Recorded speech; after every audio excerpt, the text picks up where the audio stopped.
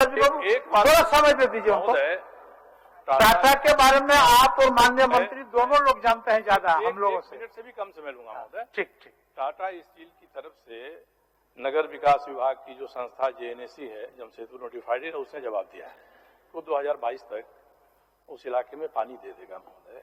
मेरा ही कहना है कि टाटा स्टील तो अब हाथ खींच रहा है, जहां पहले पानी दे रहा था वहां भी नहीं दे रहा है पानी, और सड़कें बना रहा था, बिजली दे रहा था, सब चीजों में अपना हाथ खींच रहा है महोदय। तो मैं जानना चाह रहा हूं कि जो एजेंसी सदन में जवाब दे रही है टाटा स्टील की तरफ से, जमशेदपुर अधिसूचित क्षेत्र समिति है, वह समिति संवैधानिक आज की डेट में है कि नहीं, इलीगल है कि नहीं, ये हमको केवल विभाग के अधिकारी आए हैं, उनसे मंत्री जी पूछ के जवाब दे दें हाँ ना में। ठीक है, ठीक, जवाब दे दें कि नहीं। ठीक, उसको आप जवाब दे दीजिएगा माननीय मंत्री जी। अध्यक्ष महोदय, कोई भी बड़ा बड़ा कंपनी होता है, एक भैया है ना सीएसआर फंड है, और सीएसआर फंड के माध्यम से कुछ गाइडलाइन दिया जाता है कि आप अमुक अमुक योजना को कीजिएगा, इसी तरह से चलते आया है। आज जो मंशा है कि टाटा के अंदर में आज तक जो नहीं हुआ, ये निश्चित आने वाला दिन इसके ऊपर विचार करके सही हम लोग निर्णय लेने का। ठीक, माननीय सदस्य प्रदीप यादव जी। प्रदीप यादव जी, अध्यक्ष सिन्हा जी चल रहा है, कितना सुंदर चलने दीजिए। लेंगे आपका भी लेंगे, आप ओ सिन्हा जी अभी बैठे ना सिन्हा जी, सिन्हा जी बैठिए, उसको बाद में ले लेंगे, अभी समय है बाद में ले लेंगे। प्रदीप जी ठीक, सिन्हा जी ले लेंगे, उसमें काफी समय व्यय हो गया। सिन्हा जी थोड़ा आगे बढ़िए, थोड़ा आसन को सहयोग करें। सिन्हा जी, प्रदीप जी, हमने जानने का यह प्रयास किया है कि जल जीवन मिशन के तहत 2024 तक 50,28,000 घरों तक पानी पहुंचाना है, और हमने यह भी जानने का प्रयास किया है कि भाई 3,42,000 घरों तक पानी पहुंचा है अभी नल के माध्यम से, जल नल के माध्यम से, जिसमें से आधे से अधिक खराब है। तो 2 खंडों में जो उत्तर आए हैं, प्रथम खंड इन्होंने स्वीकार किया अध्यक्ष महोदय, दूसरे खंड में जो उत्तर आए हैं कि जो पुरानी योजनाएं हैं उन्हें रीट्रोफिटिंग करके यानी पुनः समायोजन करके यह जो नई जल जीवन मिशन की योजना के तहत उन्हें फिर हम क्रियान्वित कराएंगे। ये 2 खंड के उत्तर है अध्यक्ष महोदय। मेरा साफ सरकार से जानना है कि सरकार कह रही है कि हमें पहुंचाना है पानी, अब तक सरकार के अनुसार 7 लाख घरों तक पानी पहुंचा अध्यक्ष महोदय। 43,24,000 घर यानी बचे हुए हैं, प्रत्येक अगर 24 को जोड़े तो प्रत्येक साल इन्हें 12 लाख घरों तक अध्यक्ष महोदय पानी पहुंचाना होगा। अब इनके सामने ये है, तो सरकार केवल हमें ये बताए, इन्हें 2 तरह से पानी पहुंचाना होगा अध्यक्ष महोदय। एक तो भूतल जल लेना होगा, फिर कहीं संचित जल यानी डैम या तालाब या कहीं स्टोरेज है वाटर के, उसके माध्यम से जल लेके ये पहुंचाएंगे। तो यह जो 2024 तक 50,28,000 घरों तक ये पानी पहुंचाएंगे, इसकी क्या ठोस कार्य योजना है इसके पास कि भाई 2021 में इतने घरों तक, 2022, 23, 24 में इतने घरों तक, प्रत्येक वर्षवार क्या है, और कितने घरों में ये संचित जल से मैंने स्टोरेज वाटर से पहुंचाएंगे, कितने में भूतल, क्या सरकार के पास ठोस कार्य योजना है जिसके आधार पर कह रहे हैं कि 2024 तक हम पहुंचा देंगे। केवल सरकार से जानना। माननीय मंत्री जी, माननीय सदस्य श्री प्रदीप यादव जी का जो सवाल था, सवाल के अनुरूप जवाब इनका जो पूरक है, ये सवाल से कहीं से भी मिलता नहीं है। इनका था कि क्या यह बात सही है कि 2024 तक 50,28,000 घरों तक प्रति लीटर 55 लीटर के स्वच्छ जल के माध्यम से उपलब्ध कराने का लक्ष्य तय किया है। तो ये सही है कि हमने लक्ष्य तय किया है, और इन्होंने कहा था कि 3,42,000 घरों तक अभी नल का जल उपलब्ध कराया गया नल के माध्यम से।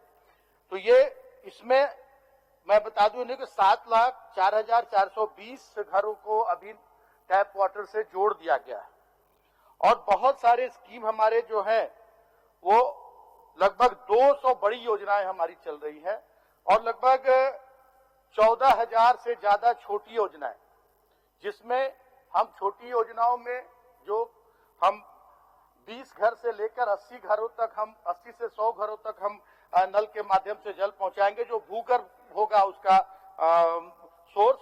और बहुत सारे जहां डैम का पानी उपलब्ध है वहां डैम के पानी से, जहां सालों भर नदियों में पानी उपलब्ध है वहां नदियों के पानी से। और हमने एक ठोस कार्य योजना बनाई है। पूरा आंकड़ा अभी जो सवाल था उसके अकॉर्डिंग हमारे पास उपलब्ध नहीं है। थोड़ा सा उदाहरण स्वरूप मैं आपको बता देना चाहूंगा कि हम लोगों ने कॉरेस्पॉन्डेंस किया है और उसमें केंद्रीय जल आयोग से गंगा से भी पानी आपके क्षेत्र में खास करके संथाल में हमें पहुंचाने का अनापत्ति प्रमाण पत्र मिल गया है। नहीं है भाई, जब आप खुद स्वीकार कर रही है सरकार, मंत्री जी खुद स्वीकार कर रहे कि हमें लक्ष्य पूरा करना है 50,28,000 घरों तक, हमने तो उसी में से पूछा है कि भाई आपकी ठोस कार्य योजना क्या है।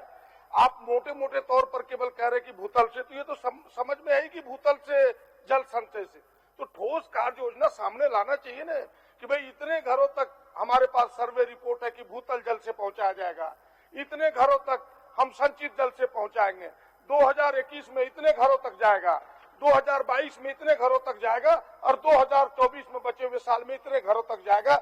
यह सवाल तो इसी से है, कह रहे कि इस सवाल से हटके नहीं है। आपको पूरी चीजें अगर नहीं है तो केवल यह कह देना तो एक आश्वासन, कोरा आश्वासन होगा। हम ठोस आश्वासन चाहते हैं जिसको मूर्त रूप सरकार देना चाहती है। ये मेरा प्रश्न है। अगर सरकार के पास अभी नहीं है तो क्या सरकार कल तक हमें उपलब्ध करा देगी कि भाई ये ठोस 50 लाख घरों तक पहुंचाने का है? ये हमें बताइए। अध्यक्ष महोदय, लगभग हम जो हमारी छोटी योजनाएं हैं उसको हम बहुत कम, जहां पर कोई भी सतही जल स्रोत या कोई भी वैसा ये संसाधन उपलब्ध नहीं है वहीं टेकअप कर रहे हैं। और वो लगभग 35% हम जो सिंगल विलेज स्कीम से छोटी योजनाएं हैं उसको 35% और 65% हम सतही जल स्रोत से ही लोगों के घर तक पानी पहुंचाने का, शुद्ध पेयजल पहुंचाने की हमारी योजना है। और अगले वित्तीय वर्ष में विषम परिस्थितियों में भी हमने विगत 10 वर्षों में 4,40,000 घरों का ही गृह संयोजन किया जा सका था और हमने विषम परिस्थितियों में अभी 3 लाख से ज्यादा, 3 लाख के लगभग घरों में गृह संयोजन करने में सफलता प्राप्त कर ली है। और प्रति वर्ष लगभग हमारा लक्ष्य है 16 लाख घरों तक जल संयोजन का कि हम नल के माध्यम से शुद्ध पेयजल उपलब्ध कराएं। और हम पूरी उम्मीद करते हैं, आश्वस्त कराना चाहेंगे माननीय सदस्य प्रदीप यादव जी को कि हम अपने लक्ष्य को प्राप्त कर लेंगे। के प्रश्न को मैं मान लिया कि 16 लाख घरों तक पहुंचाएंगे। यही माननीय सदस्य ठोस आश्वासन। खंड 3 और 4 जो उत्तर आए अध्यक्ष महोदय, वो कुछ इससे भिन्न है कि भाई जो ये संचित जल से पहुंचाना चाहते हैं उसमें गोड्डा और दुमका जिले के भी कुछ अंश है। क्या सरकार ये हमें बताने का प्रयास करेगी कि 1 साल पहले भी इस प्रकार से सरकार ने, यानी राज्य सरकार ने भारत सरकार से पत्राचार किया था कि गंगा जल से पानी पहुंचाने की योजना है और भारत सरकार इससे मुकर गई कि नहीं, हम इस प्रकार की, मेरे पास कोई बड़ी योजना की स्वीकृति हम नहीं दे सकते। तो फिर राज्य सरकार इस बड़ी योजना को जो लेने जा रही है, जो एक बड़ी उपलब्धि होगी इस राज्य सरकार के लिए, मैं अभी से ही बधाई देता हूं राज्य सरकार को कि अगर यह योजना आपका सफल हो गया तो एक बड़े इलाके में आप पानी गंगा से दे पाएंगे। ये मैं प्रशंसा करता हूं इस योजना का। लेकिन जो मेरी जानकारी है अध्यक्ष महोदय कि 1 साल पहले सरकार ने जब पत्राचार किया तो भारत सरकार इन चीजों से मुकर गई कि इस प्रकार की योजना की हम स्वीकृति नहीं दे सकते। तो फिर इस प्रकार के जो डीपीआर आप बना रहे हैं इसके आधार क्या है जो भविष्य में भारत सरकार, क्योंकि 90% राशि भारत सरकार ही देगी अध्यक्ष महोदय, तो आपकी क्या आधार है कि यह योजना सफल होगी और मूर्त रूप होगी? किस आशा में, किस होप के साथ सरकार ने फिर से इस योजना को प्रारंभ किया है कि भाई गोड्डा और दुमका के, जैसे जरमुंडी में इन्होंने कहा कि मसान जोर से पानी लाके देंगे, तो किस होप के साथ, किस आधार के साथ, बेस क्या है, किस आधार पर इस योजना के डीपीआर बना रहे हैं कि हम मूर्त रूप लेगा?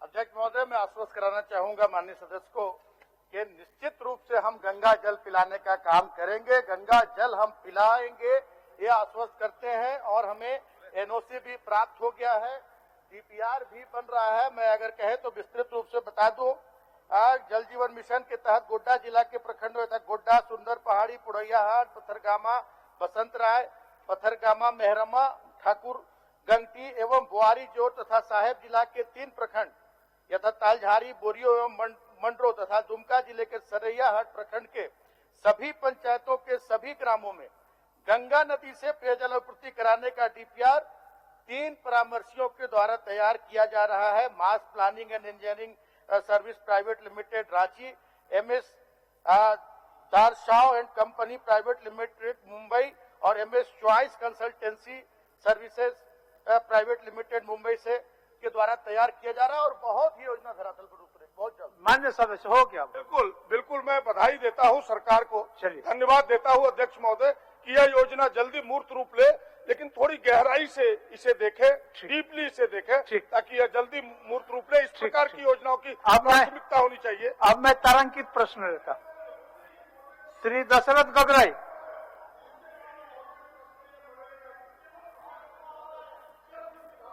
हो गया प्रदीप जी। देखिए अल्प सूचित का समय समाप्त हो गया। अच्छा सीपी बाबू क्या सलाह देते हैं? क्या सलाह देते हैं सीपी बाबू? क्या सलाह देते हैं?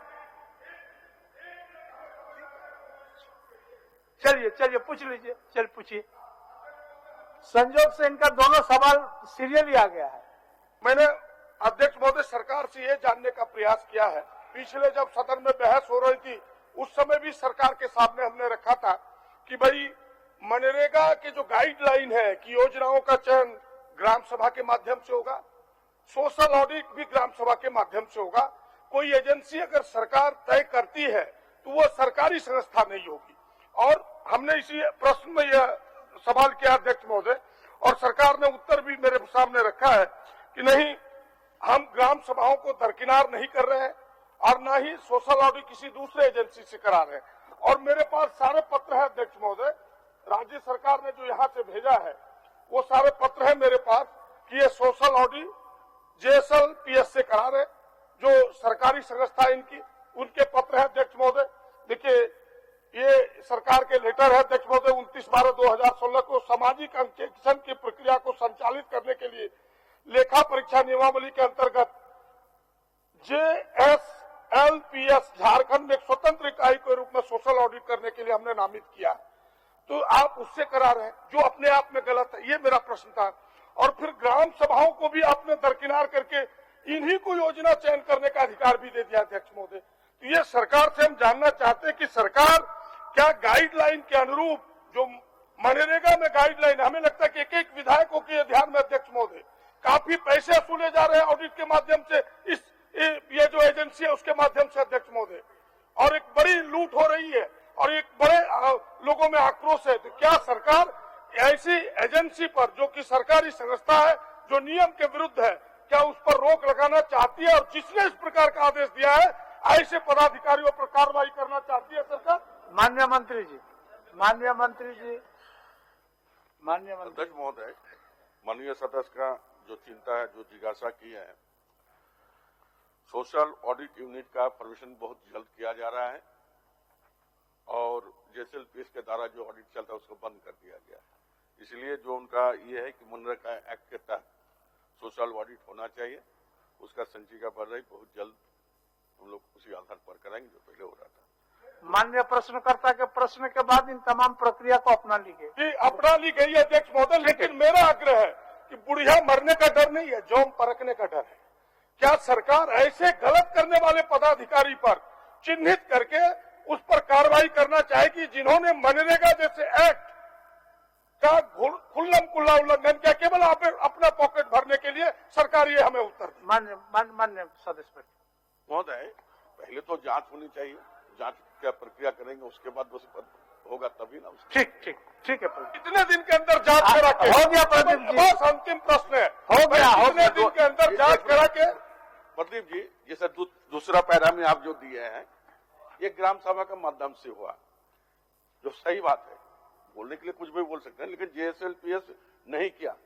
जो आपका ये इसका बात कर रहे हैं, जो खंड 2 में जो आप प्रश्न किए हैं, ये ग्राम सभा के माध्यम से उसको सहयोग करने के लिए उस समय विषम परिस्थिति था, कोविड-19 चल रहा था और हम लोग ने जो सखी मंडल है उसको चिन्हित किए थे कि आप लोग थोड़ा भी सहयोग कीजिए।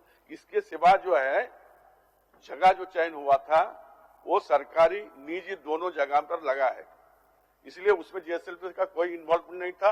लेकिन कोविड-19 के चलते लोगों का जमीन कहाँ है नहीं है उसको चिन्हित करने के लिए एक रास्ता बनाया गया था। दूसरा जो सोशल ऑडिट के बात जो कर रहे हैं उसको हम निरस्त कर दिया, बंद कर दिया गया है और वो सोशल ऑडिट का यूनिट बहुत जल्द तैयार हो गया।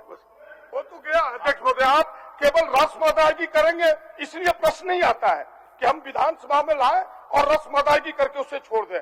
विधानसभा से प्रतिफल आना चाहिए। जब सरकार आउटकम बजट लाती है तो हम प्रश्नों को लाए तो उसके भी आउटकम आना चाहिए, उसके भी प्रतिफल आ गया तो आ गया। माननीय मंत्री जी आपका तो सवाल था। ऑडिट पर रोक लगाने से नहीं होगा। इनके चिट्ठी है मेरे पास जो ग्राम सभाओं को दरकिनार करके उनको दिया है योजना चयन करने का अधिकार। ये भी ये नहीं सोशल ऑडिट का बात वो अलग है। आज जमीन चिन्हित करना वो अलग बात है, वो ग्राम सभा के माध्यम से होता है, मुखिया भी जाने रहे। और उस समय जो विषम परिस्थिति था उसको जेएसएल के सखी मंडल है उसको चिन्हित करने के लिए बोला गया था। हर समय को हर सुविधा तो मिलना चाहिए और उस समय वैसा ही था और सरकारी चिन्हित भी किया गया था। प्रदीप जी हो गया नहीं तो क्या ऐसे लोग जिन पदाधिकारियों ने ये गलत किया तो बोले तो जांच होगा, कितने दिनों के अंदर जांच करके उस पर कार्रवाई करेंगे? समय सीमा जांच करके जांच रिपोर्ट आने दीजिए प्रदीप जी, फिर उस पर कार्रवाई होगी। अध्यक्ष महोदय आखिर विधानसभा में है, हाईकोर्ट में जाते माननीय सदस्य माननीय सदस्य जी माननीय मंत्री जी आपका सब बातों को मान लिए और सोशल ऑडिट का बात भी क्लियर कर दिए और उनके जो उनका संलिप्तता था या जिसलिए जो चिट्ठी गया था उसके बारे में भी जिक्र कर दिया। आज इसके बाद जो कार्रवाई का प्रक्रिया है वो जैसे ही जांच करा के देख लेंगे, जांच का आश्वासन आपको दे दिए, जांच करके आने दीजिए, अगर सही में दोषी है तो कार्रवाई होगी। वो तो फिर यही उत्तर हो गया कि पीपल के पत्ते गोल गोल कुछ कहते रहते डोल नहीं ऐसा नहीं, ये तो होगा नहीं। माननीय मंत्री जी मैं कह रहा हूँ कि माननीय मंत्री जी पूर्ण जवाब मैं पूर्ण जवाबदेही के साथ सदन में जवाब दे रहे हैं, सदन में जवाब दे रहे हैं। चाहिए। हो गया। अब मैं तारांकित प्रश्न लेता हूं।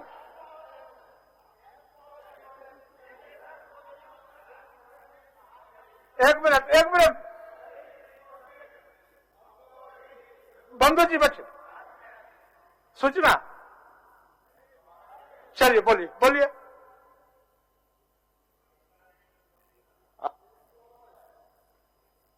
अभी माननीय सदस्य प्रदीप यादव जी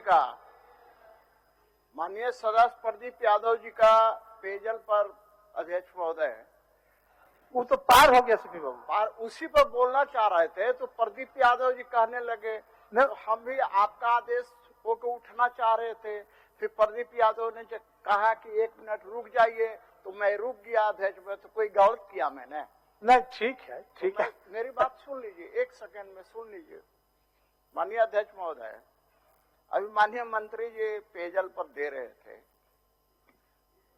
तो लंबा सुन रहे थे, हम भी लंबा। ठीक है, इस बात से मैं सहमत हूँ अध्यक्ष महोदय कि लक्ष्य बढ़ा के ही रखा जाता है। अध्यक्ष महोदय, इन्होंने 2024 तक लक्ष्य रखा है, हमें कोई आपत्ति नहीं है। लेकिन ये फिगर जो दे रहे हैं अध्यक्ष महोदय, विषम परिस्थितियों में शब्द बोला इन्होंने कि विषम परिस्थितियों में 3 लाख कितना हजार घरों में हमने दिया है अध्यक्ष महोदय। अब एगो छोटा सा प्रश्न कर देंगे तो नहीं जवाब दे पाएंगे।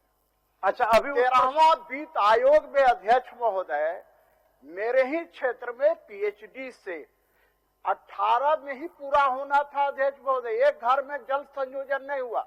यही बोल रहे हैं कि राज्य में 3 लाख कितना हजार कर दिए। तो ये सदन असत्य बोलने का ये कोई सदन नहीं है अध्यक्ष महोदय कि आप कुछ बोले।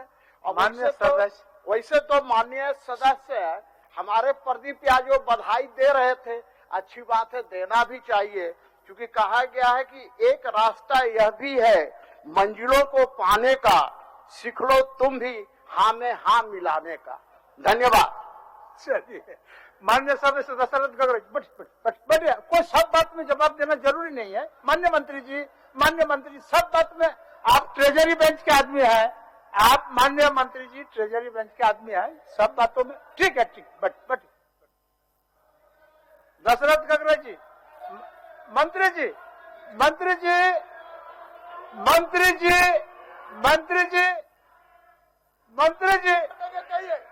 अगर मेरा माननीय मंत्री जी बैठिए। ऐसा कोई बात नहीं है। सीपी बाबू बैठिए। चलिए दशरथ गगरेज जी, मंत्री जी, माननीय मंत्री जी बैठिए। दशरथ जी बोलिए कुछ।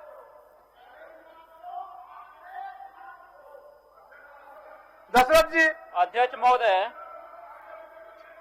मेरा प्रश्न का उत्तर हमें मिला है। अब दूसरे माननीय सदस्य का प्रश्न का समय मारा जाएगा। मैं आसन से पुकार लिया प्रदीप जी, अब इस टोका टोकी के बीच में उनका प्रश्न मारा जाएगा। अब बैठिए प्रदीप जी, प्लीज बैठिए, प्लीज। हो गया, सीपी बाबू को बाद में बहुत अवसर मिलेगा जवाब देने का। मान्य प्रदीप जी बैठिए, बोलिए। दशरथ जी बोलिए। अध्यक्ष महोदय, हमारा प्रश्न है पथ निर्माण विभाग से। खंड 1 का प्रश्न सरकार ने स्वीकारा है। अध्यक्ष महोदय, खंड 2 में जो मेरा प्रश्न था उसमें सरकार द्वारा पूर्व में लिए गए निर्णय को ही उल्लेख किया गया है। महोदय, हमारा सरल सा प्रश्न है, क्या अन्य प्रमंडलों की तरह सरायकेला खरसवां, रामगढ़ और सिमडेगा पथ प्रमंडल में कार्य कर रहे तृतीय और चतुर्थ वर्ग के कर्मियों, कंप्यूटर ऑपरेटर सहित अन्य पदों को आउटसोर्सिंग के माध्यम से चलाई जा रही है?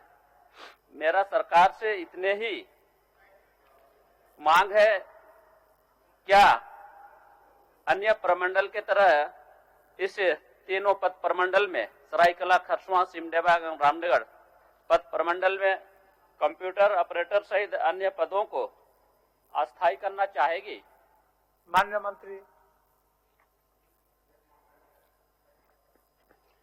इस संबंध में मैं कुछ बातें सदन को, राज्य की जनता को बताना चाहूंगा। रामगढ़, सरायकेला खरसवां और सिमडेगा पथ प्रमंडल का सृजन 29/3/2008 को हुआ।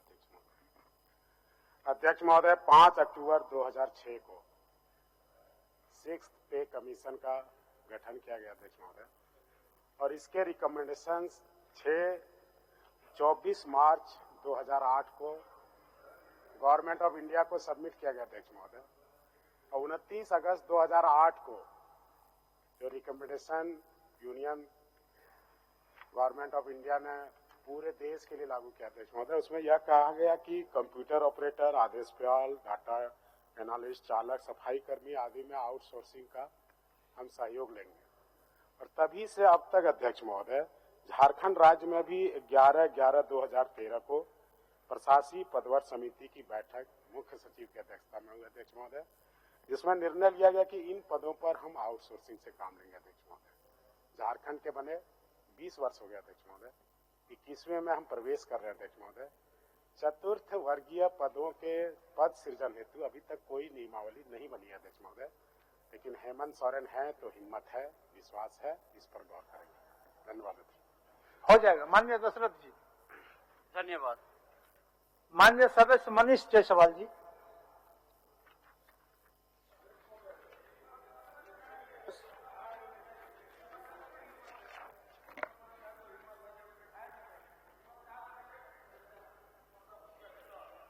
मनीष जी पूछिए।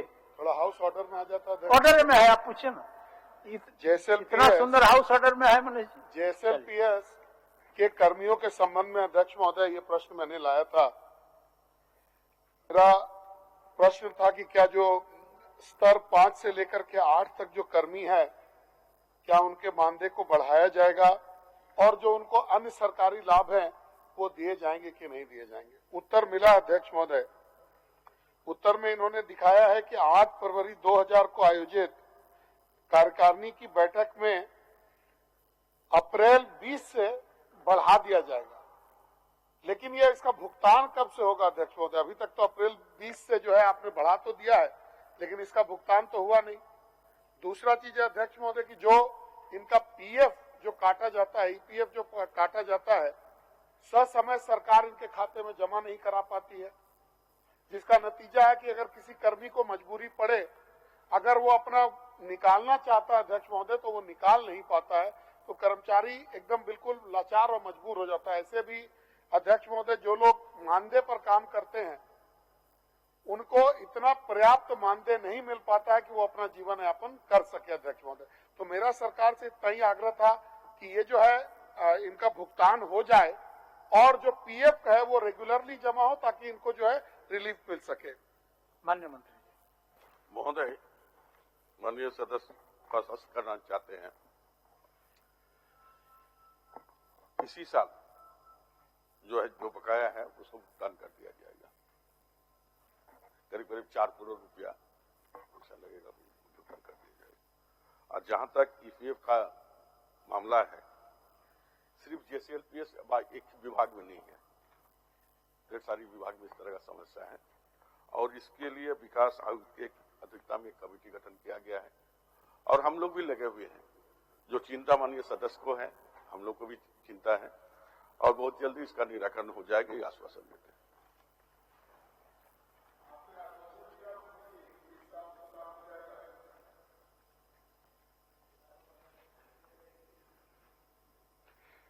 इसके लिए आपको बहुत बहुत धन्यवाद। लेकिन ईपीएफ एक्ट को अगर आप देखेंगे तो प्रोविजन है कि अगर आपने पैसा काट लिया है और अगर आपने उसको जमा नहीं कराया, जैसे एम्प्लॉय के अकाउंट से आपने डिडक्ट कर लिया और सरकार का अंशदान जो है उसको मिला करके अगर आपने जमा नहीं किया तो उसमें कुछ पेनल क्लॉज भी हैं। तो जितना जल्दी ये हो सके, मैं आपका ध्यान एक और तरफ आकृष्ट कराना चाहूंगा माननीय मंत्री जी, कि ये जो पीएफ में जो सरकारी जो अंशदान है उसको भी आप एम्प्लॉय के अकाउंट से ही काट ले रहे हैं कई केसेस में। दोनों जो पैसा है मतलब एम्प्लॉय का और एम्प्लॉयर का, वो दोनों एम्प्लॉय के अकाउंट से आप डिडक्ट करके और उसके बाद भी आप बहुत विलंब से उसको जमा कर रहे हैं। तो एक तो हमको वेतन कम मिल रहा है, ऊपर से ये विलंब के कारण अगर हमारे पर कोई विपदा होती है तो हम उसको अटेंड नहीं कर पाते। मंत्री जी, तो थोड़ा संवेदना हो कि एक तो मेरा जो अधिकार है वो हमको मिले पहला, और दूसरा समय से जमा हो सके ताकि हम अपने काम में उसको ला सके। और जो दिक्कतें हैं उसको देख रहे हैं, आने के बाद ही हम अपना विभाग से शुरुआत किए थे और सब जगह अमल कर रहे हैं। धन्यवाद। माननीय सदस्य विकास मुंडा जी, हो गया समय अध्यक्ष महोदय, एक समय खाली निर्धारित हो जाता कि कमेटी 6 महीना 3 महीना में अपना रिपोर्ट दे देगी या कार्रवाई हो जाएगा अध्यक्ष महोदय। ये से नॉन एंडिंग है अध्यक्ष महोदय। झारखंड को बने हुए 20 साल हो गया, जब से जेएसएलपीएस बना है तब से केवल उसमें बहुत सारे विभागों में ये हो रहा है। कुछ चलिए समय सीमा निर्धारित कर दे और हमारा कोई आग्रह नहीं है इनसे। समय सीमा खंड तो निर्णय नहीं किया जा सकता, लेकिन बहुत जल्द कराएंगे, इसी सरकार में होगी, इतना विश्वास दिलाते। चलिए, मैंने बहुत जल्द कराएंगे। आप बोले ना 20 सालों में नहीं हुआ, आप आश्वस्त रहिए, बहुत जल्द बढ़िया। जब अध्यक्ष महोदय, आप लोग बहुत देर से खड़े नहीं हुआ, क्या आज बैठिए ना, आज बैठिए अध्यक्ष महोदय, आज बैठिए, हम भी समझ रहे हैं। 6 महीना 3 महीना 1 महीना, अच्छा, बहुत जल्द मतलब उससे भी पहले, जल्द उससे भी पहले। नहीं, आप नहीं, अब जवाब क्या? भानु जी बैठिए, भानु जी, हम उसका जवाब दे देते। क्यों हम बोल रही बात? तो आप सुन लीजिए। भानु जी मंत्री जी का सुन लीजिए। अब चलिए ना, वो आप लोग वही कराते हैं। आप कैसे जानते हैं? चुने हुए सदस्य को हटाने का काम आप लोग कर रहे हैं, आपको कैसे मालूम है परसों दी जाएगी सरकार? आप लोग उल्टा बात बोल रहे हैं। चलिए, माननीय सदस्य कराना चाहते हैं, बहुत जल्द होगा। हम बता रहे हैं कि हम लोग भी इसमें इनिशिएटिव ले रहे हैं, बहुत जल्द। माननीय सदस्य श्री विकास कुमार मुंडा जी, मैंने जो प्रश्न किया था और प्रश्न के का जो उत्तर मिला है, और उत्तर से मेरे 3 पूरक प्रश्न है, मैं चाहता हूं कि उसका जवाब आपके माध्यम से मिले। मेरा पहला प्रश्न है कि भूअर्जन के लिए जिला भूअर्जन कार्यालय को राशि कब उपलब्ध कराएगी। दूसरा है कि भूअर्जन के कार्रवाई कब से प्रक्रियाधीन है इस सड़क के निर्माण हेतु? और तीसरा है, बचे हुए कार्य को सरकार कब तक पूरा कराने का लक्ष्य रखती है? माननीय मंत्री।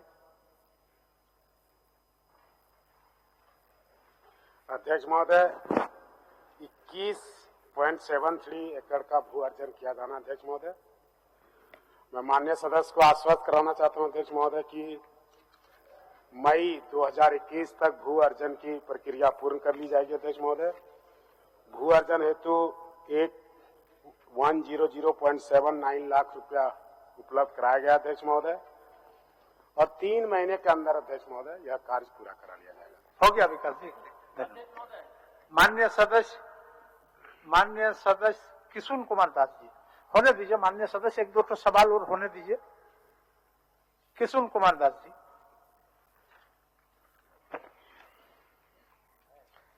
धन्यवाद अध्यक्ष जी।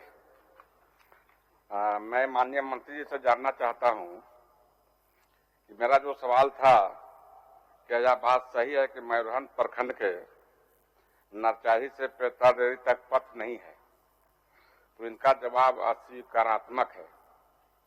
तो मैं क्या समझूं इसका कि क्या सड़क नहीं है, या है तो किस हाल में है? जवाब तो कुछ इस तरह का आना चाहिए कि नहीं, सड़क है लेकिन जर्जर स्थिति में है या चलने लायक नहीं है।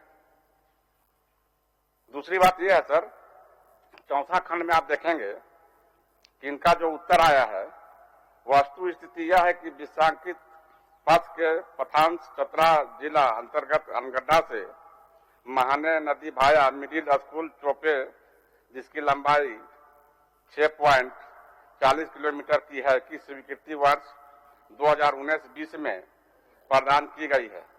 वर्तमान में कार्य प्रगति पे है। अवशेष पथ का माननीय सदस्य के द्वारा अनुशंसा होने पर विभागीय नीति एवं बजटीय बंद के आलोक में की जाएगी। तो माननीय जितने भी सदस्य यहाँ प्रश्न करते हैं, सबका उत्तर रटा रटाया यही होता है। मैं माननीय मंत्री से आग्रह करना चाहता हूँ कि यह पथ बहुत ही जरूरी है, चतरा और हजारीबाग जिला को जोड़ती है, और दोनों तरफ से सड़क बनी हुई है, बीच में कुछ अंश छूटा हुआ है। मैं चाहता हूं कि क्या मंत्री जी इसको बनाएंगे? माननीय मंत्री जी। महोदय, माननीय सदस्य का खंड 1 में जो सवाल है आंशिक शिकात्मक। दूसरा जो है, क्या यह बात सही है कि मयूरहंड प्रखंड के गोदामोड़ नरशाही से पेटादरी तक पथ नहीं है? पथ है महोदय। हम कहना चाहेंगे ये पथ का थोड़ा नाम में हेरफेर था। इसके पहले भी ये पथ बना है आपका 28/11/2014 में एक बार काम किया गया था इस रोड का, और कुछ रोड अभी काम चल ही रहा है। बाकी शेष अवशेष जो है ना, वो हम लोग बहुत जल्दी उनका अनुशंसा है सर, हम लोग कर देंगे। और कुछ हमको लगता है वन में भी पड़ता है, उसका नो ऑब्जेक्शन भी लेना पड़ेगा लगता है, ऐसा कुछ हमको करिए। सर, माननीय मंत्री जी, मैं आपके संज्ञान में बताना चाहता हूं कि बीते वर्ष इसी हाउस में आपके संज्ञान में हम लाए थे कि जो मयूरहंड प्रखंड इटखोरी से कट के बना है, और मुख्य पथ से इटखोरी मयूरहंड प्रखंड मुख्यालय की दूरी लगभग 11-12 किलोमीटर है, और उस सड़क में सफर करने में लगभग 2 घंटा लगते हैं। और आपने इसी सदन में यह आश्वासन दिया था कि बहुत जल्द सड़क का निर्माण होगा। महोदय, अभी तक उसके कोई कार्रवाई नहीं हुई है। इसीलिए हम आपको बतलाना चाहते हैं कि हमको लगता है पूरे झारखंड में एक मयूरहंड ऐसा ब्लॉक है कि जिस रोड में भी आप जाएंगे, चाहे सड़क प्रखंड मुख्यालय के जोड़ने वाली हो या फिर ग्रामीण सड़कें हैं, कहीं भी चलने लायक नहीं है महोदय। अभी आपके संज्ञान में यह भी बताना चाहते हैं कि एक करमठ से जो सदाफर सड़क थी, जिसपे अभी काम शुरू होना है, आपके द्वारा उसको अनुशंसा मतलब ये स्वीकृति दी गई है, उसमें 11 किलोमीटर सड़क हम निजी खर्च से मरम्मति कराए। यह भी आपके संज्ञान में आपको हम बताए थे ऑफिस में। तो सर, इस प्रखंड को निश्चित तौर पर आपके द्वारा विशेष ध्यान देने की आवश्यकता है। महोदय, इसमें हम दिखवा लेते हैं और जो अवशेष छूटा हुआ भाग है उसको हम करेंगे। ठीक। माननीय सदस्य भानु प्रताप शाही जी। अध्यक्ष महोदय, मैंने सरकार से जानना चाहा अध्यक्ष महोदय कि जो पीएचडी के विभाग के द्वारा नलकूप, मिस्त्री और खलासी पहले काफी संख्या में प्रत्येक प्रखंड में उपलब्ध रहते थे, लेकिन अब क्या है अध्यक्ष महोदय कि वो जिला मुख्यालय तक ही सीमित है और सरकार का जवाब भी उसी दिशा में आया अध्यक्ष महोदय कि अधिसंख्य लोग जो हैं वो रिटायर हो गए हैं। तो रिटायर होने का मतलब ये तो नहीं होता है कि बहाली नहीं किया जाए। आप बाह्य स्रोत से कितने दिन तक रखिएगा अध्यक्ष महोदय? हम केवल सरकार से यही अभी पहला पूछना चाहते हैं अध्यक्ष महोदय कि कितने प्रखंडों में कितने नलकूप, मिस्त्री और खलासी कार्यरत है? माननीय मंत्री जी। महोदय, माननीय सदस्य भानु जी का सवाल था कि क्या सभी जो मिस्त्री हैं वो जिला मुख्यालयों में पदस्थापित कर लिए गए? ऐसी बात नहीं है। सभी प्रखंडों में आवश्यकता अनुसार चापाकल रिपेयर के लिए जो भी टीम है वो वहाँ पदस्थापित है। बहुत सारे कर्मी अभी रिटायर हो गए हैं, उनकी जगह निश्चित रूप से बाह्य सोर्स से रखे गए हैं मिस्त्री। और मैं इनकी जानकारी के लिए सिर्फ बता दूं कि इनके गढ़वा जिले में ही गढ़वा शहरी में 7, गढ़वा ग्रामीण में 2, रंका में 2, भंडरिया में 1, मिराल में 1, नगर उटारी में 3, भवनाथपुर में 2 टीम कार्यरत है जो चापाकलों का मरम्मत करती है। मैं तो स्पष्ट पूछ रहा हूं अध्यक्ष महोदय, ये माननीय मंत्री जी बाह्य स्रोत से जो नलकूप के मिस्त्री और ये रखे गए हैं खलासी, उसके लिए जवाब दे रहे हैं। मैं पूछ रहा हूं कि जो लोग रिटायर हो रहे हैं अध्यक्ष महोदय, उनके स्थान पर सरकार रखेगी या नहीं रखेगी? अभी तक पूरे झारखंड प्रदेश में अध्यक्ष महोदय स्थायी नियुक्ति का बिल्कुल बिल्कुल अध्यक्ष महोदय बहुत सारे ऐसे प्रखंड हैं, बहुत सारे, मैक्सिमम मुझे लगता है 2/3 से अधिक ऐसे प्रखंड हैं जहां आपके खलासी और नलकूप मिस्त्री नहीं है अध्यक्ष महोदय। तो बाह्य स्रोत से केवल आप काम लेते रहेंगे क्या अध्यक्ष महोदय? परमानेंट आप रखेंगे? हम तो ये पूछ रहे हैं अध्यक्ष महोदय। जहां भी हमने ऐसी व्यवस्था बना रखी है सरकार ने कि 3 दिनों के अंदर प्रखंड मुख्यालयों में जो शिकायत दर्ज होती है चापाकल खराब है, 3 दिनों में उसकी मरम्मती कराई जाती है।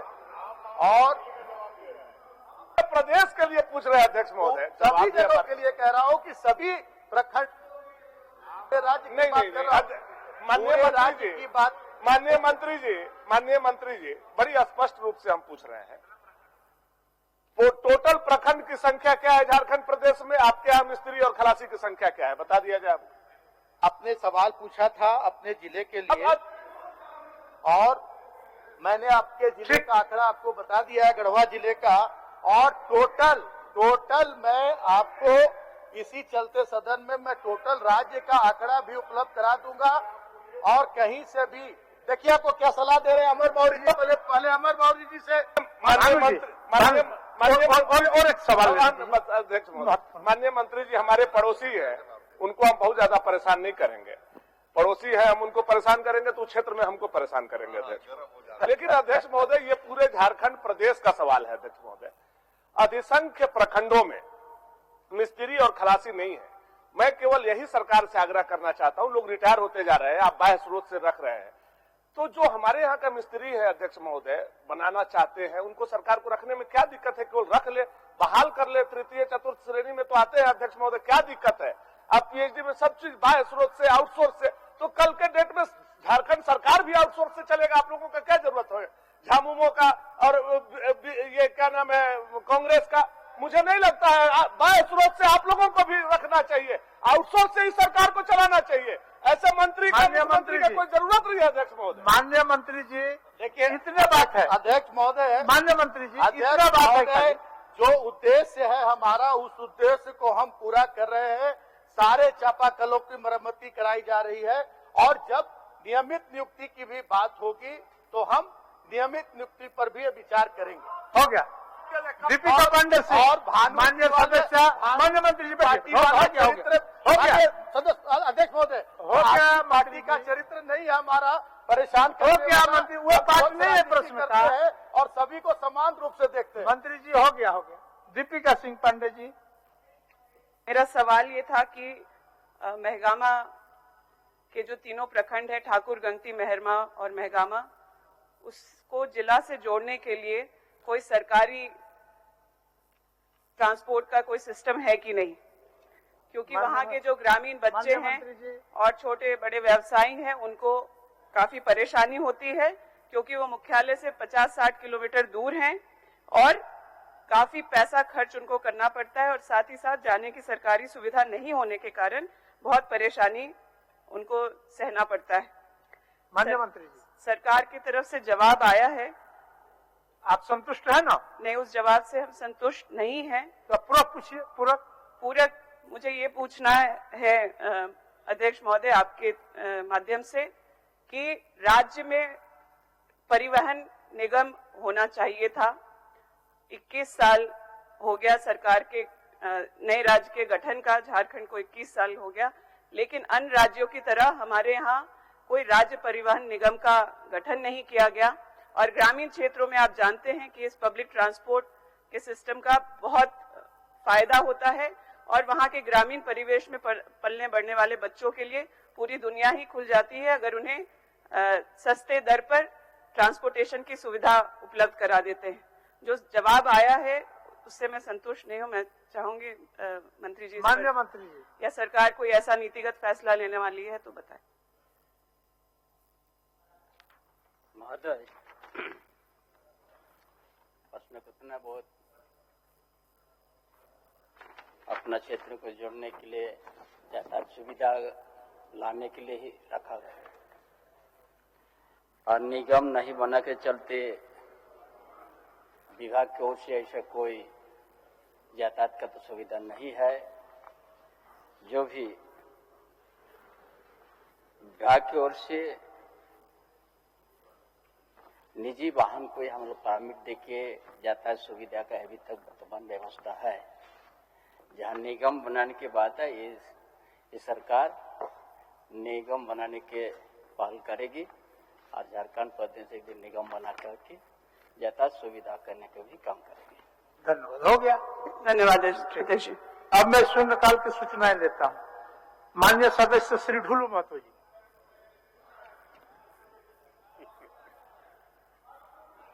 शुरू कर। शून्य आपको दे रहा हूँ शून्यकाल को। माननीय सदस्य ढुलू महतो जी। जी अध्यक्ष महोदय, मैं आपके माध्यम से सरकार से मांग करता हूं कि चौहान, बेलदार, नुनिया, बीन जाति के लोग झारखंड में निवास करते हैं, परंतु इन्हें अनुसूचित जाति में शामिल नहीं किया गया अध्यक्ष महोदय, जिसके कारण इनकी आर्थिक सामाजिक स्थिति अत्यंत ही दयनीय है अध्यक्ष महोदय। जबकि पड़ोसी राज्य बंगाल, मध्य प्रदेश, उत्तर प्रदेश, इन प्रदेशों में अनुसूचित जाति में का दर्जा इन्हें प्राप्त है अध्यक्ष महोदय। मैं आपके माध्यम से राज्य सरकार से मांग करता हूं कि इन्हें मुख्य धारा में लाने के हेतु अध्यक्ष महोदय उपयुक्त जातियों को सर्वे करवा के उन्हें अनुसूचित जाति में शामिल किया जाए अध्यक्ष महोदय। यही आपसे आग्रह अध्यक्ष महोदय। माननीय सदस्य श्री समरी लाल जी। अध्यक्ष महोदय, हमारे कांके विधानसभा क्षेत्र के अंतर्गत एशिया की सबसे बड़ी बेकन फैक्ट्री जो 1996 से बंद है, जिसके वजह से राज्य के शुगर उत्पादकों, व्यापारियों और सरकार को करोड़ों का राजस्व का नुकसान हो रहा है हुजूर। अतः मैं सरकार से मांग करता हूं कि बेकन फैक्ट्री को जल्द चालू कराया जाए। माननीय सदस्य श्री उमाशंकर अकेला जी। अध्यक्ष महोदय, हजारीबाग जिला अंतर्गत बरही अनुमंडल अस्पताल में डॉक्टर शशि शेखर, डॉक्टर ज्ञानी प्रकाश लगभग 15-20 वर्षों से लगातार वहां पदस्थापित है। अब दोनों डॉक्टर अनुमंडलीय अस्पताल में ध्यान नहीं देते हैं, अपने निजी अस्पताल में व्यस्त रहते हैं। मैं आपसे आग्रह करता हूं कि सरकार इनको स्थानांतरण करके दूसरा डॉक्टर के भेजे। माननीय सदस्य जनाब इरफान अंसारी जी। धन्यवाद सर। भारत सरकार के द्वारा कोरोना वायरस एक्ट 2020 के तहत राष्ट्रीय आपदा घोषित किए जाने के बाद भी कोविड संक्रमित मृतकों के परिवारों को किसी तरह का मुआवजा अब तक नहीं मिला या सरकारी सामाजिक सुरक्षा का लाभ अभी तक नहीं मिला। अतः मैं सरकार से कोरोना जैसे पैंडेमिक महामारी में मारे गए मृतकों के परिवार के लिए 10 लाख का मुआवजा एवं अन्य सरकारी लाभ दिलाने की मांग सदन से करता हूं महोदय। माननीय सदस्य श्री जयप्रकाश भाई पटेल। अध्यक्ष महोदय, रामगढ़ जिला अंतर्गत मांडू प्रखंड के कोतरे बसंतपुर एवं पश्चिमों में ओपन कास्ट परियोजना हेतु वर्षों पहले जमीन का अधिग्रहण किया गया था, जिसका अधिसूचना संख्या 2082 दिनांक 30/6/1981 है, परंतु अधिग्रहण के इतने दिन बीत जाने के बाद धरातल पर कार्य शुरू नहीं हो सका है, जबकि वर्ष 2013 के प्रावधानों के अनुरूप 5 वर्षों से अधिक दिनों तक अधिग्रहित की गई भूमि पर प्रतिष्ठान अधिष्ठापन नहीं होती है तो अधिग्रहित की गई भूमि संबंधित रहतों को वापस करने का प्रावधान है। अतः मैं सदन के माध्यम से सरकार से मांग करता हूं कि उपरोक्त सभी ग्रामों में सीसीएल द्वारा अधिग्रहण की गई भूमि रहतों को वापस की जाए या वर्तमान दर पर मुआवजा भुगतान किया जाए। श्री अमित कुमार यादव सविषय। अध्यक्ष महोदय, हजारीबाग के अंतर्गत चलकुसा प्रखंड को कोडरमा जिला में शामिल किया जाए। माननीय सदस्य श्री किशुन कुमार दास जी। माननीय अध्यक्ष जी, झारखंड सरकार द्वारा पंचायत का कार्यकाल 6 माह या चुनाव होने तक बढ़ाया गया, परंतु 14वें वित्त या 15वें वित्त का सभी कार्य बाधित है। वह इसलिए एक अभी तक डिजिटल सिग्नेचर जिला स्तर पर नहीं बनाया गया है। अतः मैं आपके माध्यम से मांग करता हूं कि अविलंब डिजिटल सिग्नेचर बनाने के लिए जिला प्रशासन को निर्देशित किया जाए। माननीय सदस्य श्री आलोक कुमार चौरसिया जी। अध्यक्ष महोदय, पलामू जिला के नवसृजित प्रखंड रामगढ़ में सामाजिक आर्थिक शैक्षिक तहत राज्य के सबसे पिछड़ा प्रखंड होने के नाते मैं राज्य सरकार से मांग करते हैं कि यहाँ पे अभी तक कस्तूरबा विद्यालय का निर्माण नहीं हुआ है। सरकार से मांग करता हूँ क्योंकि यहाँ पे SC/ST अल्पसंख्यक समुदाय की संख्या सबसे ज्यादा है, इस पे ध्यान आकृष्ट कराने की कृपा करता हूँ। माननीय सदस्य श्री रामचंद्र सिंह।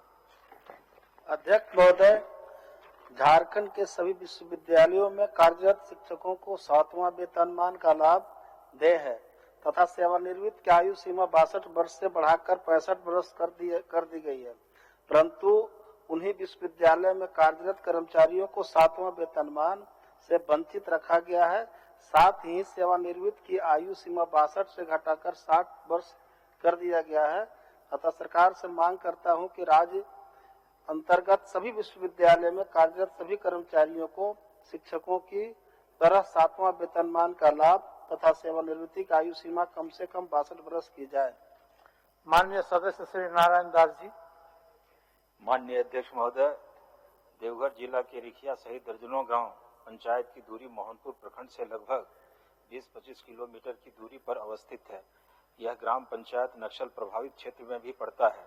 साथ ही साथ सीधे तौर पर आवागमन के उचित साधन का अभाव है, जहां प्रखंड कार्यालय आवागमन में स्थानीय आमजनों को काफी कठिनाई होती है। अतः सरकार से मांग करता हूं कि रिखिया सहित दर्जनों गांव पंचायत को मोहनपुर प्रखंड से अलग कराते हुए स्थानीय आमजनों को प्रखंड कार्यालय सुविधा दिलाने हेतु रिखिया को प्रखंड का दर्जा दिलाई जाए। श्रीमती अपर्णा सेनगुप्ता सविषय।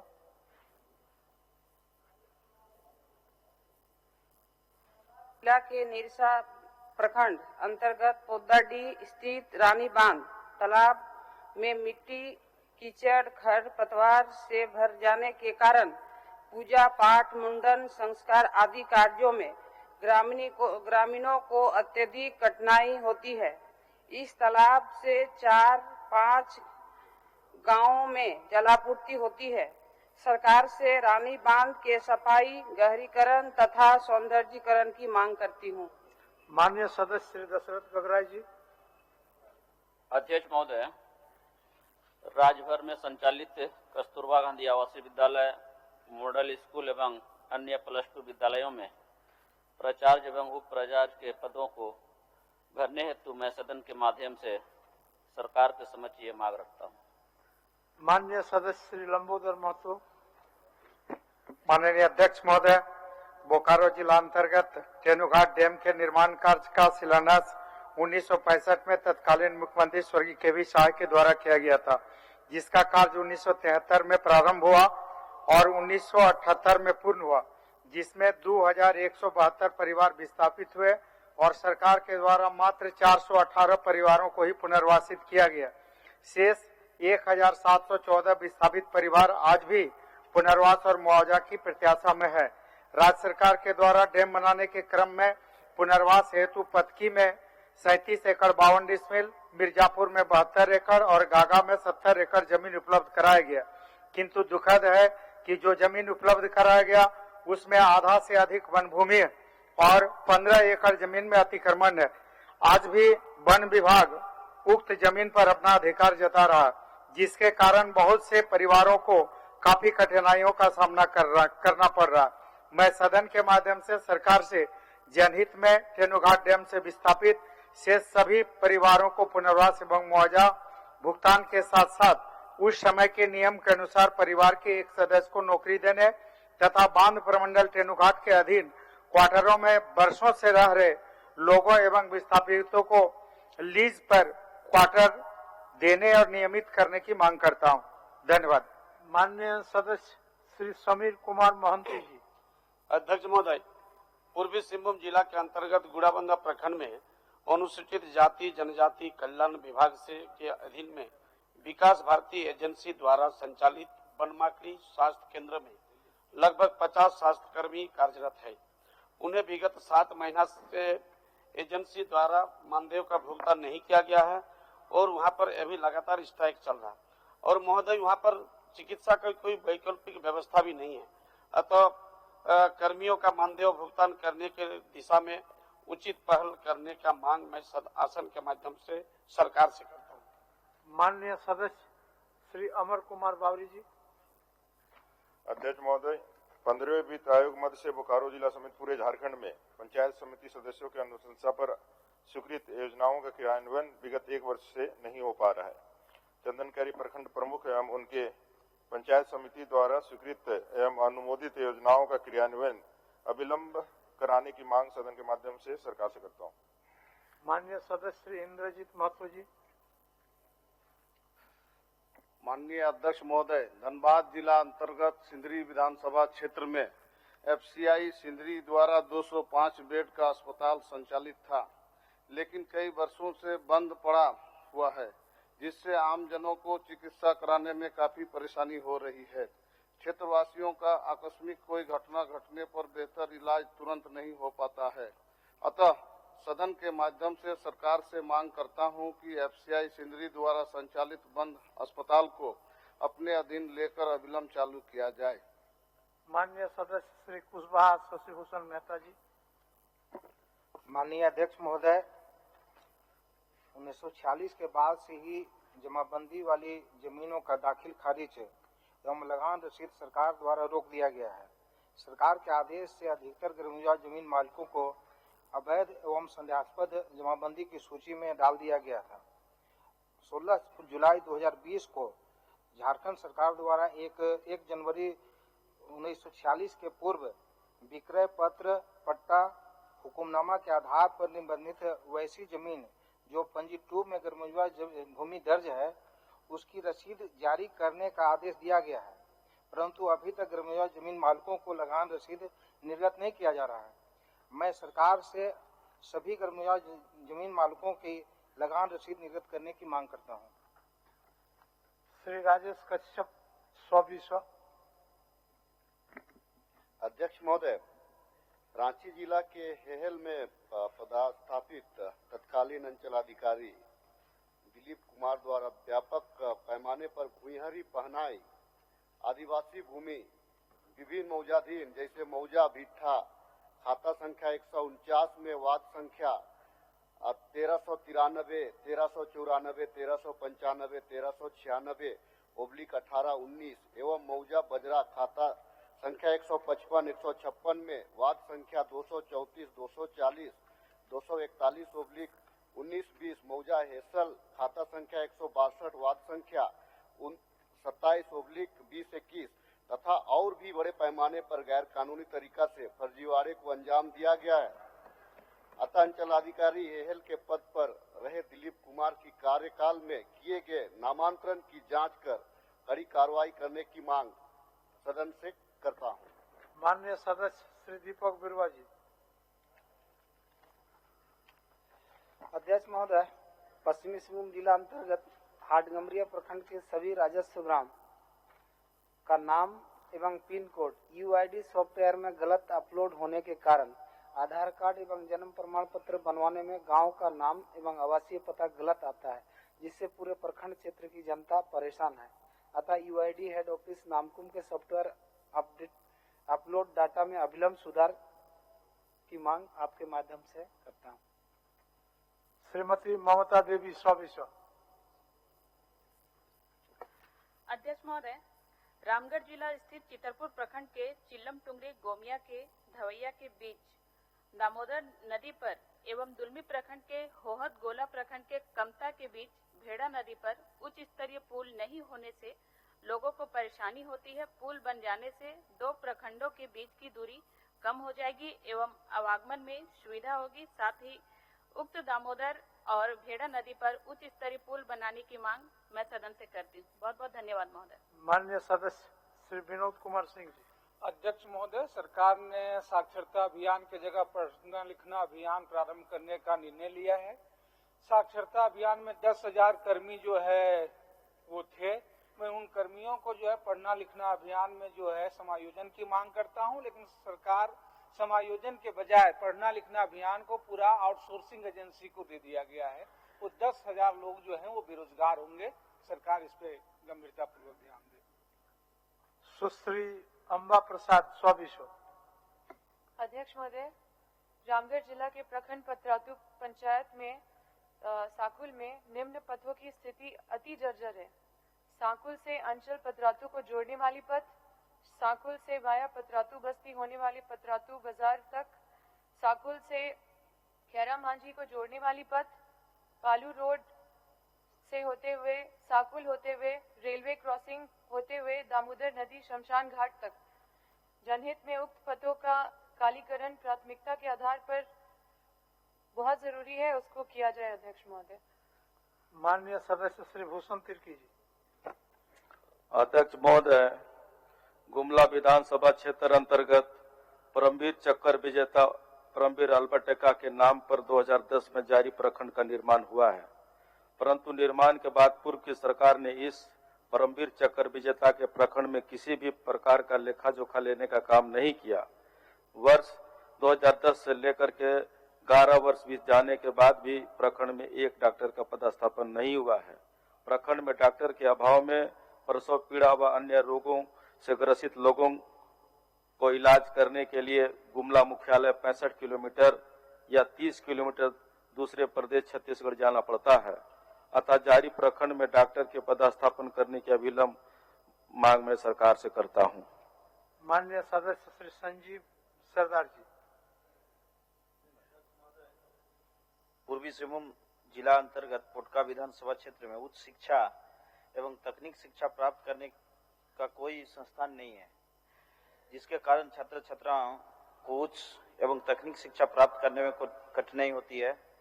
तो मैं पोटका विधानसभा क्षेत्र में एक महाविद्यालय एवं पॉलिटेक्निकल महाविद्यालय खोलने के सदन के माध्यम से सरकार से मांग करता हूं। माननीय सदस्य श्री मथुरा प्रसाद महतो जी। अध्यक्ष महोदय, झारखंड गृह रक्षा नियुक्ति निविदा 2017 में धनबाद जिला के 735 अभ्यर्थियों का चयन हुआ था तथा चयनित अभ्यर्थियों का स्वास्थ्य जांच एवं अन्य प्रक्रिया पूरी कर ली गई थी, परंतु 2017 से आज तक चयनित अभ्यर्थियों का प्रशिक्षण से वंचित रखा गया तथा संबंधित नियुक्ति के संबंध में जिला मुख्यालय में जांचोपरांत पता चला कि उक्त नियुक्ति का शारीरिक जांच परीक्षा का CD गुम हो गया है। अतः मैं आपके माध्यम से सरकार से मांग करता हूं कि धनबाद जिला में झारखंड गृह रक्षा वाहिनी नियुक्ति 2017 की उच्च स्तरीय जांच कर दोषी पदाधिकारियों पर कार्रवाई करते हुए नियुक्ति किया जाए। माननीय सदस्य बिरिंची नारायण जी का ध्यान आकर्षण और कार्य स्थगन मेरी एक व्यवस्था है महोदय। बोलिए। मैं आपसे आग्रह करता हूं महोदय कि जो शून्यकाल की व्यवस्था है उसे ठीक की जाए महोदय। कुछ माननीय सदस्य स्वयं नहीं आते हैं, अपने दूत के माध्यम से भिजवाते हैं महोदय। एक रजिस्टर रहे वहाँ, जो जैसे ही जाए महोदय माननीय सदस्य स्वयं साइन कर देंगे, कहीं कोई कंफ्यूजन नहीं होगा महोदय। ठीक है, मेरा आपसे आग्रह इस व्यवस्था को कल से शुरू करा दिया जाए महोदय। कार्य स्थगन नहीं पड़ने दीजिएगा। नहीं, ठीक है, हम दिखवा लेते हैं। श्री लंबोदर महतो सब आपका क्या सूचना है, बोलिए। आपका क्या सूचना है, बोलिए। राजभर के छात्र छात्राओं का ये मामला है। इस प्रदेश में चांसलर पोर्टल सिस्टम एडमिशन में लाया गया अध्यक्ष महोदय, और विगत नामांकन के सत्र में 14 लाख छात्र छात्राएं इसमें प्रभावित हुए, और तकरीबन 56 करोड़ राशि का आपका इसमें बिचौलियों में काम हुआ अध्यक्ष महोदय। मेरा आपके माध्यम से आग्रह होगा कि सरकार इसमें संज्ञान में ले और चांसलर पोर्टल सिस्टम को अध्यक्ष महोदय बंद करा दिया जाए। अध्यक्ष महोदय, संज्ञान में लेने के लिए कहा जाए अध्यक्ष महोदय। एक बहुत नुकसान हो रहा है अध्यक्ष महोदय, सारे सदस्यों को, सर कॉलेज में बच्चों को नामांकन में बड़ी दिक्कत हो रहा है, राशि बहुत लग रहा है अध्यक्ष महोदय, गरीब लोगों के लिए अध्यक्ष महोदय। इसलिए संज्ञान में करा करके अविलंब इसको संज्ञान में करा दिया जाए अध्यक्ष महोदय। हाँ, माननीय मंत्री संज्ञान में लिए, तो माननीय मंत्री जी संज्ञान में लिए, इसको प्रोसीडिंग में आ गया। कौन मान्य कर रहा है सर? मान्य आप तो सब जान रहे हैं बंधु जी, उसको संज्ञान में लेकर के दिखवा दीजिए। मंत्री जी आप जवाब दे रहे हैं, पीएचडी मंत्री जी जवाब दे रहे हैं शिक्षा का, आप इनको संज्ञान में ले लीजिए। चांसलर पोर्टल उसको हो गया। बंधु जी, इरफान साहब क्या बोलना चाह रहे हैं, बोलिए। अध्यक्ष महोदय, मेरा एक बहुत गंभीर सूचना है महोदय। एक मिनट बढ़िए महोदय। कल आपने देखा सदन में महोदय, जिस प्रकार से हमारे भानु जी ने हम पे ISI का एजेंट का आरोप लगाया महोदय, इससे मुझे बहुत गहरा सदमा लगाया महोदय। मैं कहना चाहता हूँ, हम लोग पढ़ लिख के सदन में आए हैं, बेतुकी बातें करने के लिए नहीं आए हैं। आप क्या किए नहीं किए, जो मैंने कल आरोप लगाया था महोदय, मेरे पास प्रमाण है महोदय। मैं कहना चाहता हूँ महोदय, देखिए या मंत्री जी भी साथ में मधुपुर से महोदय वो आए हुए हैं, डॉक्टर जुगल किशोर चौधरी महोदय, ये सिविल सर्जन देवघर पे प्रस्तावित 2 दिन पहले कर दिया गया महोदय। मैं कहना चाहता हूँ, देखिए महोदय, मेरे पास प्रमाण है महोदय, ये RSS महोदय, देखिए ये RSS का महोदय एजेंट है, संचालक है महोदय। और ऐसे लोगों को महोदय अगर राज्य में पदस्थापित होगा, हमारे सरकार में महोदय RSS के लोगों को पदस्थापित होगा महोदय, तो ये तो चिंता का विषय है महोदय। अच्छा, ऐसा चीज लाकर सदन को अव्यवस्थित करिएगा, ठीक बात नहीं है। माननीय सदस्य, जो बात हो गया। ठीक, बैठिए। आप क्या बोल रहे थे, बोलिए। रोबिन बाबू बैठिए। क्या राज्य आपको शोभा नहीं देता, बैठिए अपना आसन पर बैठिए। अध्यक्ष हो गया भाई, तुम्हारा हो गया। बैठिए। अध्यक्ष महोदय, गोड्डा जिला में महोदय गोड्डा जिला में 2019 में आंगनवाड़ी सेविका और सहायिका का चुनाव हुआ था महोदय। बजाता एकदम नियम के तहत हुआ था, और उन लोगों को औपबंधिक के स्वीकृति लेटर भी मिल गई थी। और ये 1 साल पूरा होने के बाद भी उन लोगों को ज्वाइनिंग लेटर नहीं मिला महोदय। एक तो उन लोगों का लाइफ साल भर बर्बाद हुआ, उसके साथ साथ सरकारी काम में बाधा उत्पन्न हुआ। तो ये बात को हमने 26 आंगनवाड़ी केंद्र की सेविका और सहायिका का था महोदय। जब ये बात हमने DC को कहा और वहां का DDC को भी हमने कहा कि यहाँ बहुत साल भर से खाली पड़ा हुआ है पद, और अब चयन भी हो गया है, औपबंधिक चयन पत्र भी लोगों को मिला है, आप इसको ज्वाइनिंग करके काम तो शुरू करवा दीजिए महोदय। इतना दबाव देने के बाद उल्टा रिएक्शन हो गया, और तुरंत DDC ने वो चयन को रद्द किया और फिर अलग से वैकेंसी निकाला और ग्राम सभा, अभी गांव गांव में लड़ाई पैदा हो गया महोदय। मैं आपके माध्यम से सरकार को ध्यान आकृष्ट करना चाहता हूं, और नहीं तो आज हम जो क्षेत्र की समस्या है और बीसी और डीडी के सामने रखते हैं और उसका रिएक्शन होकर के फिर उसको कैंसिल करके फिर अलग से वैकेंसी निकालता है, अलग से ग्राम सभा कराए महोदय।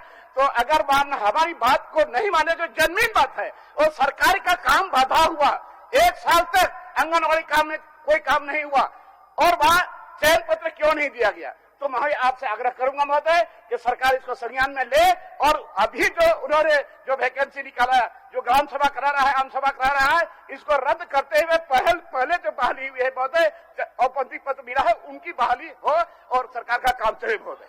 माननीय मंत्री महोदय, इसको संज्ञान में लीजिए। हो गया। अब मैं कार्य स्थगन का सूचना पढ़ता हूँ, तो बचिए, फिर वही हो जाएगा। हम बेकार 1 घंटा का सेशन चलाए, 1 घंटे का सेशन बेकार चलाए। श्री लंबोदर महतो साहब ने अपने कार्य स्थगन की सूचना के माध्यम से यह बताया है कि भारत के अनुसूचित आदिवासी समूहों की संख्या 700 से अधिक है। हो गया इरफान साहब, हो गया, बैठिए, हो गया, बैठिए।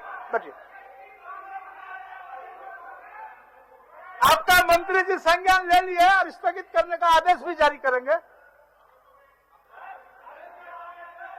1871 से 1941 तक हुई जनगणनाओं में आदिवासियों को अन्य धर्म से अलग धर्म में गिना गया। 1951 की जनगणना के बाद आदिवासियों की अलग से गणना बंद कर दी गई। छोटनागपुर में कुर्मी जनजाति की आबादी सभी जनजाति से अधिक थी। भले ही बिहार उड़ीसा प्रोविंस बनने के पूर्व ही छोटनागपुर टेनेंसी एक्ट 1908 पारित किया गया, जिसमें कुर्मी को अब ओरिजिनल रैयत कहा गया था। कुर्मी जाति एक जनजाति, एक नस्ली और पूर्णतः प्रकृति पूजक है। कुर्मी के पर्व त्योहार प्राकृतिक शक्ति आधारित है, जो धान वृद्धि एवं पशुधन वृद्धि चक्र पर निर्भर है। फिर भी आज तक कुर्मी को अनुसूचित जनजाति की सूची में शामिल नहीं किया गया। इस आलोक में माननीय सदस्य आदिम जाति कुर्मी को जनजातीय सूची में सूचीबद्ध करने के लिए सदन का सभी कार्य को रोककर चर्चा कराने की मांग की है। श्री अनंत कुमार ओझा साहब ने अपना कार्य स्थगन की सूचना के माध्यम से यह बताया है कि राजमहल की पहाड़ियों सहित पूरा संथाल परगना पुरातात्विक एवं खनिज संपदा से परिपूर्ण आदिवासी बहुल्य क्षेत्र है। इन पहाड़ियों पर हो रहे अवैध उत्खनन से एवं अन्य अवैधानिक गतिविधियों के कारण इन पहाड़ों का ह्रास जारी है। अवैध उत्खनन कार्य होने के कारण भूगर्भ जलस्तर में भी कमी आ रही है, जिससे क्षेत्रीय पर्यावरण में असंतुलन का खतरा लगातार बढ़ता जा रहा है। उक्त मामले में माननीय सदस्य ने सदन के सभी कार्यों को रोककर चर्चा की मांग की है। चलते बजट सत्र में अनुदानों की मांगों पर चर्चा के क्रम में इन सभी मामलों पर विचार विमर्श संभव है। ऐसी स्थिति में इन सभी सूचनाओं को अमान्य की जाती है। माननीय सदस्य बिरिंची नारायण जी, आपका ध्यान आकर्षण का थोड़ा बढ़ने दीजिए भानु जी, थोड़ा बढ़ने दीजिए भानु जी, आपसे आग्रह है भानु जी, बाद में देंगे, हमको 2-4 लेने दीजिए।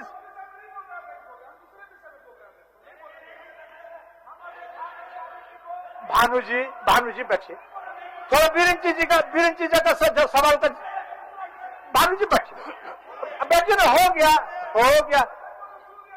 भानु जी, सदन का वो काम मुख्य नहीं है। सदन का काम करने के लिए जो निर्वाचित प्रतिनिधि हम लोग आए हैं, उस काम पर थोड़ा सा ध्यान देना चाहिए हम तमाम लोगों को। भानु जी, आपसे आग्रह, बैठिए। इस सबसे